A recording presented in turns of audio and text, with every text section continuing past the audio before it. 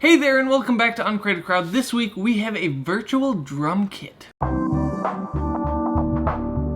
So in this here plain box, we have the Freedrum by Freedrum, originally funded on Kickstarter. The reason it's in a plain box is they were having issues with their printing partner. So to get the Kickstarter products out, they just shipped them in plain boxes. But the actual retail product will come in a nice fancy box. I believe this is pretty much the same box, it'll just have printing on it. Virtual drum kit, you say?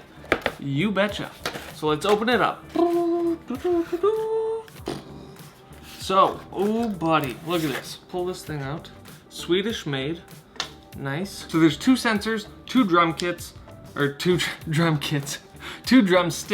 As you can see, they're just attached by this little band here. It just kind of slips over it. Oh, let's put it back on. Can I get it back on? There we go. They also come with two of these bigger bands, which I believe are supposed to wrap over your feet, so you can get like the kick drum. Is that what it's called? The kick drum, the bass. I'm not a drummer, so I don't really know the lingo here, but these things look pretty cool. We've got some bumper stickers here, and then a dual micro USB charging cable. So let's get started checking these things out. Now let's get all this stuff out of the way. You need to have downloaded the SensorWare app by Freedrum. It's the app that connects the Bluetooth sensors to your phone so you can actually hear the sound they're making. So I just press the buttons. So as you can see, I open it up and these two are connected. Okay, let's see if we can just kind of run through this quick before these batteries die. In the instructions, it says to lay them flat for 10 seconds. I believe in the most recent update that they sent out for the campaign, they said it's no longer needed, but in the instructions it says to lay them flat for 10 seconds to let the sensors calibrate properly before going into and actually using them. For this to work, you not only need the Freedrum app to connect to the sensors,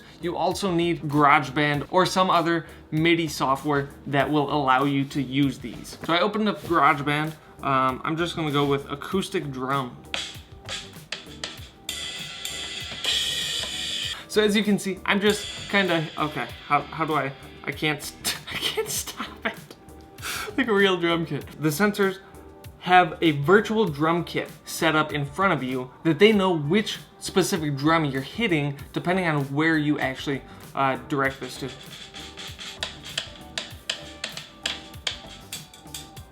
Just hitting around, I am playing like an actual drum set, but it's obviously not an actual drum set, it's a virtual drum set. Just for the record, I am not musically inclined in the least bit, so keeping a rhythm, I'm not that great at, so don't mind my drumming or the just randomness that I go through. Okay, so I don't know what the different drum heads are called, but we're just kind of gonna walk through each one. So, a cymbal. Another cymbal, snare, so there we go, there's another one, okay. So they seem very sensitive, and if I'm just slightly off in where I hit, it possibly hits the wrong head.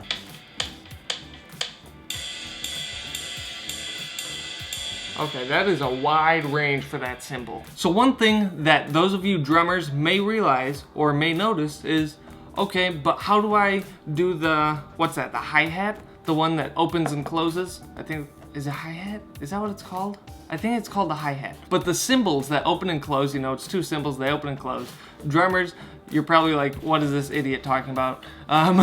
But those ones, you have no way of opening and closing it because you don't have the pedal down at your feet. Hitting it straight on with the sensor facing up, it sounds like it's closed, but if I turn it so it's off to the left at about a 90-degree angle and then hit it again, you can hear that it's open now. So turn it back, closed, open. So that's really neat. It gives you a lot of extra leeway in what you want to do with it. So in GarageBand, I moved over to the smart drum set or the electric drum set. And in here, there's 12 different basically pads that you can hit. And this will work here as well.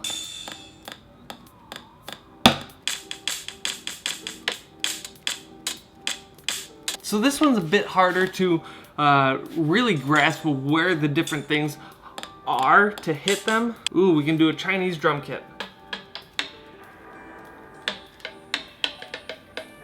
As you can see, there's a lot of fun to be had with this. However, just based in the few moments that I've been playing with this, the sensors don't seem to be as accurate as they could be. Something else that's nice is because they have their own app that connects to these sensors, is that they can do over-the-air firmware updates. So they can make these better as time progresses without you having to buy new ones. As I was just flinging these around like so, I noticed that the sensors were slowly coming towards the end of the stick. That could be problematic, especially if you're just really going at it hard and you don't notice or you're not really looking at them, that they could just end up down here and you could go bam and fly off. Just be aware of your surroundings. It's kind of like those Wii, you know, the warnings that they gave you when you bought a Wii, and so they were recommending you put the straps on, that type of thing. Like I said, I don't think the software is 100% there. They just don't seem to be hitting exactly where I think they should be hitting. I didn't look at it, though I would assume in here you could even go for piano. So there you have it. You can use these with any different instrument within Garageband or whichever MIDI software that you are choosing to use. So the retail price of the Freedrums for the 2 sensors... Sorry, I'm having too much fun. So the retail price of the Freedrum for the 2 sensors is $99 US. Is it worth it? I'm gonna leave that up to you. I've had a lot of fun with these. Do I see myself buying these for $100, not playing any instruments? Like I said, I'm not musically inclined whatsoever, so I don't see myself purchasing these, but you might. Hope you guys enjoyed this video. If you did, hit that thumbs up, hit that subscribe button if you want to continue to see more crowdfunded content come to life. And with that, we will see you next week. Bye.